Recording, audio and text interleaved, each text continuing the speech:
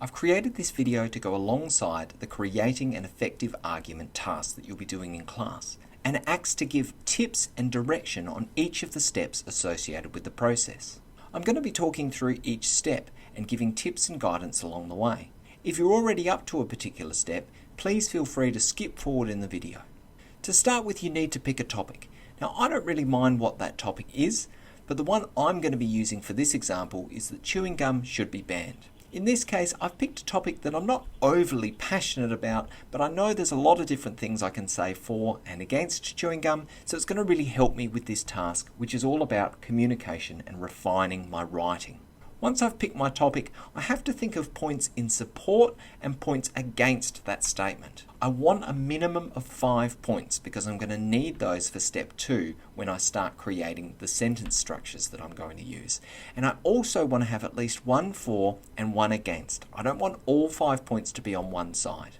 Here's my example.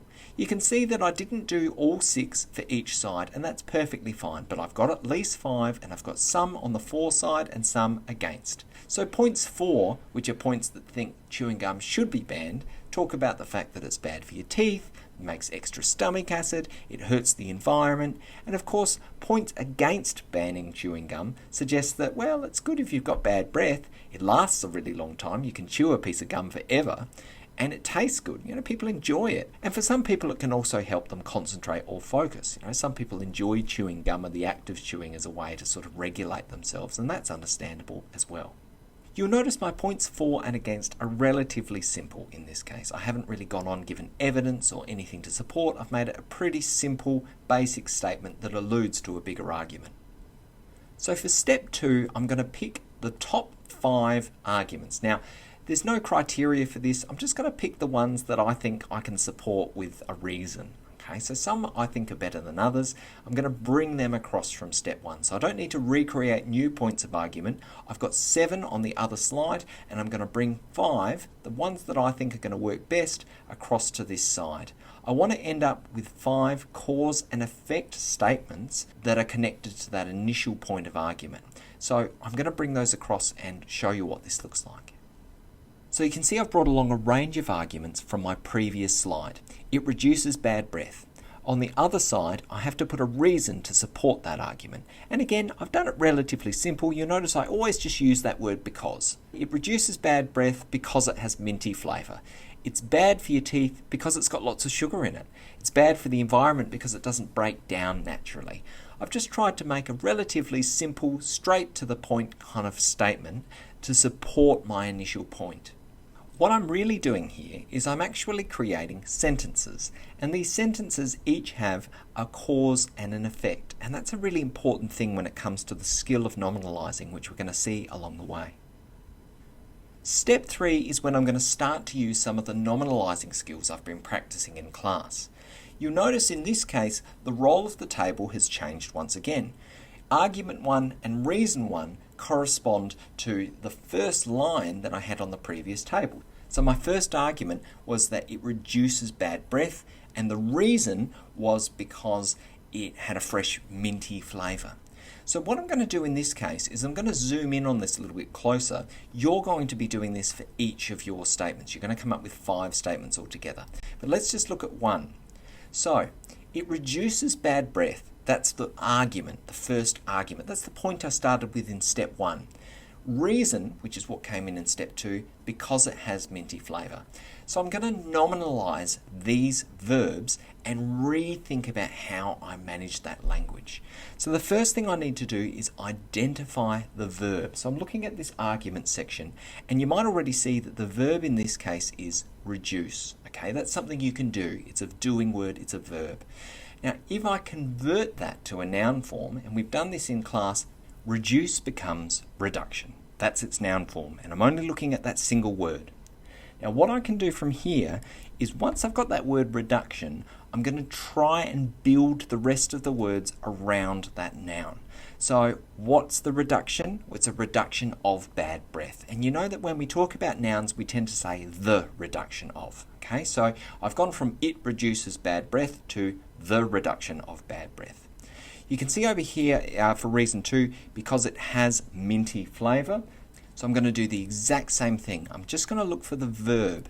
And as you can see here, the verb in this case is has, which is possibly a bit of a tricky one, but that's going to become the having of. Now, what is it that we're having in this case? Minty flavour. Now, you'll find along the way some of these transitions are a bit awkward or they don't sound that crash hot, and that is perfectly fine. What I'm really looking for at the moment is to see your thinking process through this rather than the quality and the clarity of the language. That's going to come later. So it's important that even if it sounds a bit weird, if I can see that you're nominalising, then you're on the right track. So for step 4, I've jumped ahead a little bit. Rather than having you watch me nominalise every single verb in all of my lists, I've jumped ahead and done that. So at one point I said chewing gum, and here I've said the chewing of gum, the making of extra stomach acid, the availability of different flavours. You can look at this more closely in comparison to the previous slide, but what you'll notice is that in most cases I've done a direct transfer of the verb form to the noun form, but in some cases I've had to mix around the language a little bit. And we've talked about the fact that nominalisation is not an exact science. It's not like maths in the sense there's an absolute way to go about it. I've just tried to make it fit the best I can, and you'll use your judgment as well. Once I've got my causes and my effects for the sentences really clear, now I just need to link them together with an is substitute. One of the handouts that I've previously given out in class and is also on Daymap gives you this information about is substitutes. I've included just a few of the terms there, but there's a whole list of them that you can make use of. In going back to the arrangement of my information, I've just thrown an is substitute in between that cause and that effect. Now, sometimes they fit a little bit better than others, but more or less they're on the right track, and I can always refine them later on down the track. If I get to step 4 and I've got a clear establishment of cause and effect with a semi-appropriate is substitute, I'm definitely on the right track. Step 5 is the last area of this task, and in this case we're trying to refine the language that we use. So at this stage I haven't really changed anything, but you can see down the bottom that vocabulary is key. So I'm going to think about the parts that I like and don't like. So for example, the reduction of bad breath I think sounds pretty good, but the having of minty flavour sounds a bit weird to me. So I'm going to look through for opportunities to change up my vocabulary, and if I don't like something, I'm going to swap in and out some of the language. Now, this is probably the trickiest part of this whole process, because in order to do this, I have to draw on my own vocabulary and my own experience with knowledge, and you might struggle with this. So I'm not too worried about the final product, but it is a great opportunity to read over what you've done and think, could I say this more clearly? Could I be more concise, or could I change up my vocabulary? And that habit of just reading over something that you write makes a huge difference. Let's look at some of my results. So where I originally said the having of minty flavour, I've actually changed that to say the minty flavour of gum. So you can see I've just made that clearer and more concise and simple. I didn't need to have the having of in order to keep it as a noun. So the minty flavour of gum results in a reduction of bad breath. I think that sounds a lot better than what I had before. The chewing of gum promotes. Now, I previously said the making of stomach acid, but you can see here I just found a better word I could use, the production of. And I've added this word excess stomach acid, just to make that even clearer.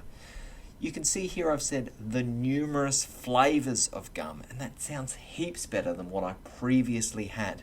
So it's really about just trying to get that balance and ask yourself, what is it that I'm trying to say here? How could I be clearer? How could I possibly say in less words? And how can I make it sound more professional? As a final product, I've used those sentences that I created and nominalised to actually make a little paragraph here. And what you'll notice is that within the paragraph, all of those nouns that I created still exist. In fact, I'll highlight them for you now. Reading through, tell me whether you think this sounds more or less professional.